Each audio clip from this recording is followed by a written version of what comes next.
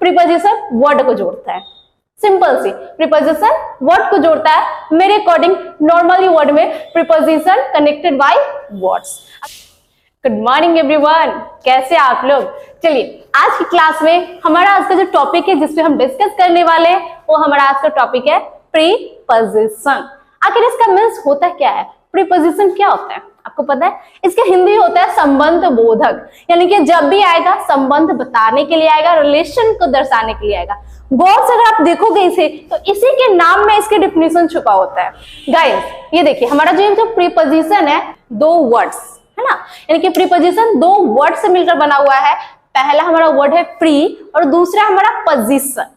Pre means होता है पहले और पोजीशन मीन्स होता है स्थान या स्थिति, यानी कि वह वर्ड वह शब्द जो मतलब कि जो नाउन के पहले, यानी कि जो नाउन के पहले आकर बताता है, मतलब कि उसके संबंध को बताए, संबंध को बताता है, वही प्रीपोजिशन होता है। अगर नॉर्मली मेरे वर्ड्स में ये किताबी के मतलब कि बोले तो ये किताब की डेफिनेशन है। अगर मैं अपने अकॉर्डिंग बताऊं तो प्रीपोजिशन वही है जो दो नाउन के बीच आकर, यानी कि दो नाउन के बीच आकर उसकी रिलेशन को बताता है, उसे जोड़ता है, वही प्रीपोजिशन कहलाता है। इट मीन्स अगर नॉर्मल वर्ड्स में कहें तो प्रीपोजिशन वर्ड को जोड़ता है।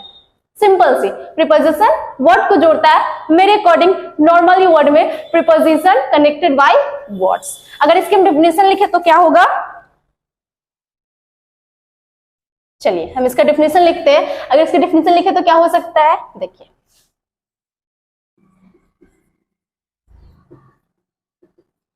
कि प्रीपोजिशन दो वर्ड्स के बीच आकर उसे जोड़ता है, साथ ही उन दोनों वर्ड्स का संबंध बताता है। ठीक है, ये तो लंबा चौड़ा हो गया, लेकिन नॉर्मली अगर आप सोचे कि हमको याद कैसे करना है तो सिंपल है, एक और मैं आपको डेफिनेशन बताती हूँ। डायरेक्ट लिखिए, आप कहीं भी लिखो ये 100% राइट होगा।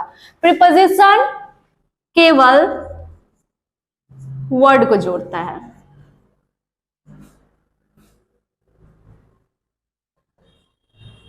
बस एक लाइन में डेफिनेशन खत्म। और आपको बोले तो प्रीपोजिशन गाइस आपको बोले तो अनलिमिटेड है, बहुत सारे प्रीपोजिशन है। उसमें से मैं कुछ आपको एग्जांपल्स यहाँ पे देती हूँ।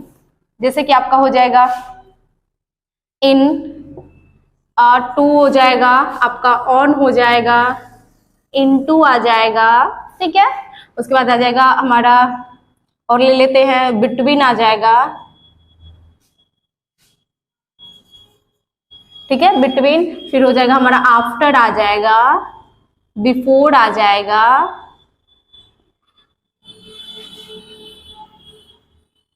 अमंग आ जाएगा। ऐसे बहुत सारे हैं, इतना ही इटीसी करते हैं। इनके बोले तो हमारा प्रीपोजिशन बहुत सारा है, लगभग 15-20 प्रीपोजिशन है। उसका अगर आप डीपली पढ़ोगे तो आपके लिए और बेटर होगा, लेकिन हम यहाँ तो बेसिक लेवल पे जानते हैं, तो सिर्फ हम इतना जानेंगे कि प्रीपोजिशन क्या है और कितने होते हैं। ठीक है, तो मैं आपको अगर बता दूं इसका यूजेस क्या होता है, आपको बता दूं ये जो इन है ना, ये बड़े शहरों के लिए यानी बड़े जगहों के लिए इनका प्रयोग किया जाता है ना। इसके साथ अगर आप एक और आता है एट, ठीक है, एट, ये जो इन है बड़े जगहों के लिए, जैसे कि बोलते हैं आई लिव इन सिटी, यानी सिटी बड़ा होता है। वहीं पे अगर आप गांव में रहते हैं तो क्या बोलते हैं, आई लिव एट विलेज, यानी कि गांव छोटा होता है। तो एट का जो यूज होता है वो छोटे जगहों के लिए और इनका होता है बड़े जगहों के लिए।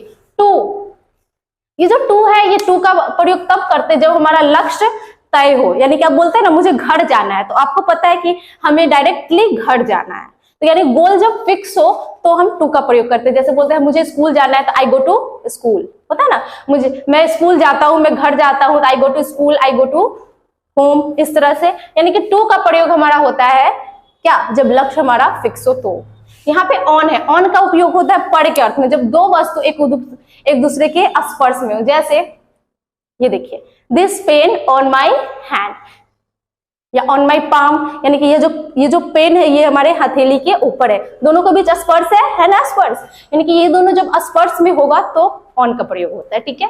ये इनटू है, ये गति में होता है, इसका मतलब ये होता है में, लेकिन गति में। जब आप गति करते हो ना, जैसे कि I jump into the river, जब आप रिवर में कूदते हो तो उस समय आपकी बॉडी में बोले तो एक्शन होता है ना। आप बस पे चढ़ते हो, I climb into the bus, यानी कि जब आप बस पे चढ़ोगे तो आपकी बॉडी में एक्शन होगा, यानी कि जब एक्शन हो तो उस समय हम इनटू का प्रयोग करते हैं।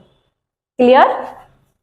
आगे बिटवीन, बिटवीन में होता है बीच के बीच, बिटवीन का प्रयोग करते हैं जब दो के बीच हो, तो जब दो पर्सन के बीच होता है तो बिटवीन का प्रयोग करते हैं, ठीक है। आफ्टर होता है बाद, यानी क्या बोलते हैं ना, आफ्टर ऑल, यानी कि कभी कभी बोलते हैं बाद में आया, आफ्टर का प्रयोग होता है बाद, यानी कि जब बाद के अर्थ में हम आफ्टर का प्रयोग करते हैं। आगे हमारा बिफोर, बिफोर मीन्स होता है पहले, तो जो पहले का होगा उसके पहले हम बिफोर का प्रयोग करेंगे। आगे हमारा एमंग, देखिए एमंग मीन्स बीच में होता है और बिटवीन मीन्स भी बीच होता है, लेकिन बिटवीन का प्रयोग करते हैं दो पर्सन के बीच और एमंग का करते हैं दो से अधिक पर्सन के बीच। यानी कि अगर आप भीड़ में खड़े हो तो क्या बोलेंगे, I stand among the crowd, मैंने भीड़ के बीच खड़ी हूं, ठीक है।